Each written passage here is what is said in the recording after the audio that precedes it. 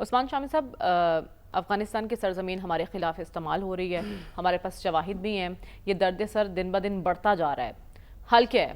ہم دو ٹوک الفاظ میں انہیں کہہ بھی رہے ہیں۔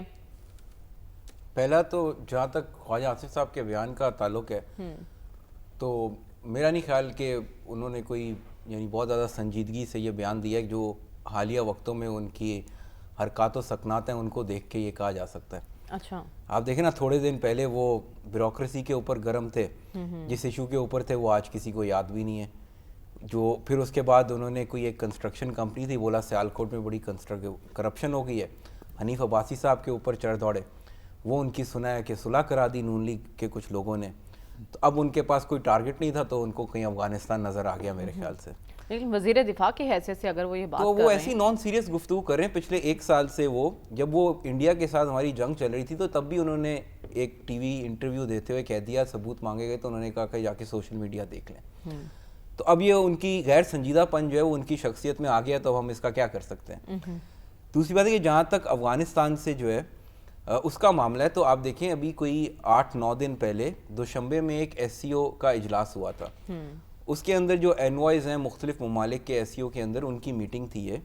اس میٹنگ کے بعد 4 ممالک جس میں پاکستان، ایران، چین اور روس، ان کی میٹنگ ہوئی وہاں پہ، اور ان چاروں کا یہ نقطہ نظر تھا کہ یہ افغانستان سے ایک پرابلم جو ہے وہ اوریجنیٹ ہو رہا ہے، دہشت گردی کا، اور یہ چاروں ممالک کو اس کے اوپر تشویش تھی۔ تو پہلی بات تو آپ یہ دیکھیں نا، یہ بات صرف پاکستان نہیں کہہ رہا، 4 ہمسائے افغانستان کے یہ کہہ رہے کہ یہ دہشت گردی یہاں سے اوریجنیٹ ہو رہی ہے اور ہمارے ملکوں کو چین نے اس نشانہ، کے لیے کوششیں بھی کی ہیں۔ ٹھیک ہے نا۔ دوسری بات یہ تو پہلے تو یہ سمجھنے کی ضرورت ہے کہ ایسے نہیں کہ پاکستان کوئی انہونی بات کر رہا ہے، لیکن مسئلہ جو ہمارے سمجھنے کا وہ یہ کہ کیا اس طرح پبلکلی ان کو ہیوملیٹ کرنے سے کیا ہمیں کوئی فائدہ حاصل ہوگا۔ تو جس طرح آپ نے خود کہا کہ چائنا نے ایک فورم بنایا تھا، تو ہمیں اس فورم پہ جانا چاہیے، چائنا کو ساتھ بٹھانا چاہیے اگر ہمیں کوئی شکایات ہیں، یا پھر ہمیں کوئی افغان طالبان ایسا وہ تو نہیں ہے اینٹی جن سے ہمارا کبھی کوئی تعلق ہی نہ رہا ہو، ان کے اوپر ہماری کوئی 40 سال کی انویسٹمنٹ ہے، افغانستان کے اوپر ہے، آپ یہ کیسے ہو سکتا ہے کہ آپ ان سے بیٹھ کے بات نہیں کر سکتے؟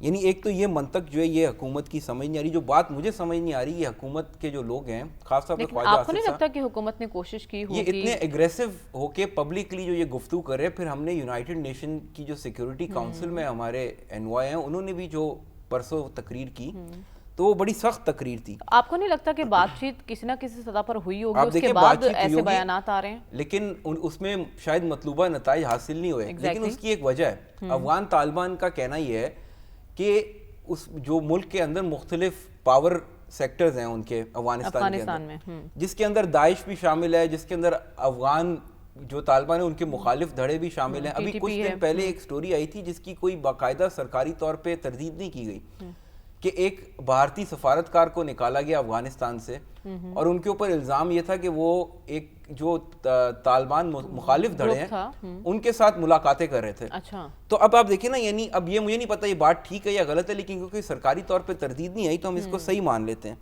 تو اب پاکستان کو ان سے بات یہ کرنی چاہیے، اگر تو ان کا کوئی گرفت مضبوط کرنے کے لیے ہم کوئی کردار ادا کر سکتے ہیں افغانستان کے اوپر تو وہ کرنا چاہیے، ان کو سپورٹ کرنا چاہیے۔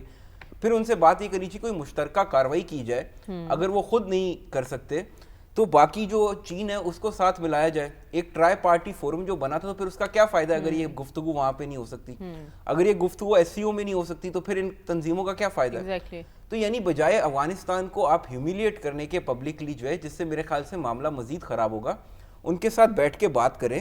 ساتھ جو چین ہے، جب اس نے ایک فورم بنایا اور افغانستان بھی آیا، وہاں پہ آپ کی کابل میں بھی ملاقات ہوئی، آپ کی چین میں بھی ہوئی، تو آپ وہ فورمز جو ہیں وہ استعمال کریں، بجائے اس کے کہ آپ جب پبلکلی کریں گے تو اب کتنے دشمن آپ نے اور بنا رہے ہیں اور ان کے ساتھ کیسے نمٹیں گے؟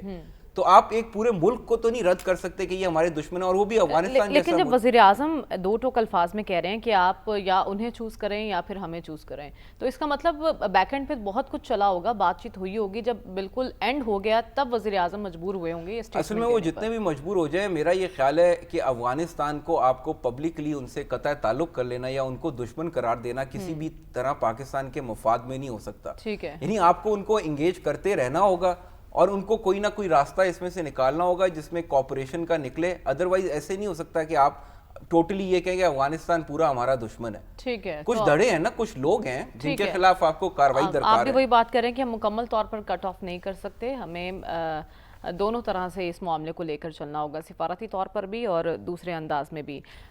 उस्मान शामी साहब, आपका भी यही ख्याल है कि ये ख्वाहिश ही रहेगी ट्रम्प साहब की? ख्याल तो मेरा यही है, लेकिन असल में देखिए इसकी वजह क्या है कि वो ये हासिल करना चाहते हैं। एक तो ये कि बगराम जो है वो अपनी लेंथ और स्ट्रेंथ के हिसाब से जो है दुनिया का सबसे मजबूत तरीन और बड़ा रनवे है।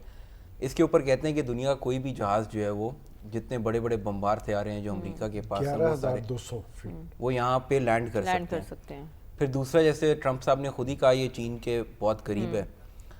दूसरा ये कि ये कोरिया और जापान में जो है वो अमेरिका के ऑलरेडी बड़े बड़े अड्डे मौजूद हैं, तो ये ख्वाहिश उनके दिल में हो सकती है कि मैं चीन के तीसरी जानिब भी जो है वो एक अपनी बड़ी बेस एस्टैब्लिश कर दूं। तो ये एक जो ट्रम्प साहब की एक थोड़ी सी एग्रेसिव पर्सनैलिटी है, तो ये उसका नतीजा नजर आता है या उसकी एक्सटेंशन नजर आती है ये ख्वाहिश। अदरवाइज कोई ऐसे अहदाफ लेकिन अगर वो बरमला इसका इजहार कर रहे हैं तो आपको नहीं लगता कि बैक एंड पे कुछ ना कुछ नहीं, जाहिर बात है हुआ होगा। अब उनका ये मैं आपको बताने लगा था वो उनका क्या ख्याल है। तो ट्रम्प साहब जो है वो जिस तरह हम उनको जानते हैं, उनका ख्याल है हर चीज़ जो है उसकी डील बनाई जा सकती है। तो आप देखिए तालिबान को क्या चाहिए अमेरिका से। एक तो तालिबान का तकरीबन अफगानिस्तान का $7 अरब था जो फ्रीज हो गए थे, उसमें से $3.5 अरब बाइडन ने जाने से पहले रिलीज़ किए, लेकिन उसमें भी कंडीशन ये थी कि अफगानिस्तान की इकोनॉमिक डेवलपमेंट के लिए तो इस्तेमाल होंगे, लेकिन तालिबान के हाथ में नहीं जा सकती वो रकम। तो इसके अलावा जो है आप देखें बहुत सारे ऐसे तालिबान रहनुमा हैं जिनके अभी भी अफगान तालिबान रहनुमा जिनके सरों की कीमतें लगाई हुई हैं, अमेरिका ने उनको दहशतगर्द डेजिग्नेट किया हुआ है। तो जब तकरीबन 1.5 साल पहले एक अमेरिकन होस्टेज को छुड़वाने का मामला था, तो तालिबान ने उसमें मदद की और उसके बाद उन्होंने फरमाइश की कि सिराजुद्दीन हक्कानी साहब के जो है वो सर की कीमत जो लगाई अमेरिका ने हटा दी जाए। तो वो और 2 और रहनुमाओं के साथ फिर ये नरमी की गई अमेरिका की जानिब से। तो एक तो उनका ख्याल ये है कि ये चीज़ इनके लिए अहमियत का बायस है। ठीक है। तीसरी चीज़ जो है वो अफगानिस्तान की बड़ी ख्वाहिश है कि अगर सफारती ताल्लुकात फौरी नहीं भी इस्टेब्लिश होते तो कोई कॉन्सुलर सर्विसेज जो है वो मिल जाएं जो अफगानी रहते हैं अमेरिका के अंदर। तो ये 3-4 चीज़ें हैं जो कि अमेरिकी सदर ट्रम्प समझते हैं कि अफगान तालिबान जो उन्होंने बात की ना आखिर में कि वो बहुत सारी चीज़ें जो उनको हमारे से चाहिए, तो इस तरफ उनका इशारा था। तो अब सदर ट्रम्प की जो शख्सियत है वो कोई भी चीज़ मुफ्त में नहीं देंगे।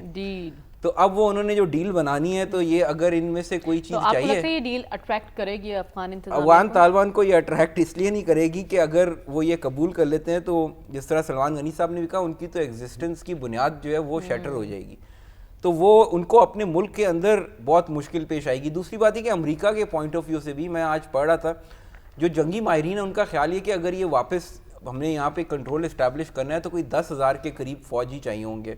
और वो कहते हैं ये ऐसे ही है कि हम जैसे दोबारा अफगानिस्तान पे हमला करने जा रहे हैं, यानी इतनी तैयारी और इतने रिसोर्सेज चाहिए होंगे, इतनी मुश्किल से निकले अब फिर, ठीक है ना। तो अब वो मुझे नहीं लगता सदर ट्रम्प का जो बाकी बयानिया है जिसमें ये कि आपने दूसरों की जंगों में हिस्सा नहीं लेना, बाहर दुनिया में जंगें नहीं शुरू करनी, तो उसके अंदर ये शायद बैठती नहीं है सारी सूरत हाल।